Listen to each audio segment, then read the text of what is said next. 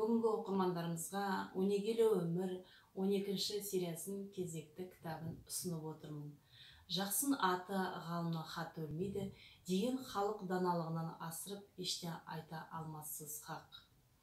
Дегенімен ел игілігі үшін маңдай терін төгіп, көз майын тауысып, еліміздің білім ғылым саласын дамытуға зор үлес қосқан белгілі мемлекет және көрнекті қоғам қайраткері, халқымыздың біртуар азаматы, білгір басшы, ғұлама ғалым, кемел азамат академик Кенжеғали Әбенұлы Сағадиевтің кітабын ұсынып отырмын.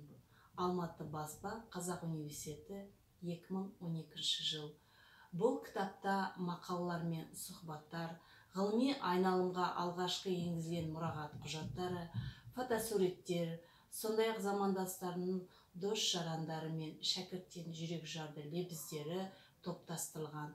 Бұл кітап көпшілік оқырманға, сондай-ақ студент қауымы мен ғылыми ізденушілерге арналған.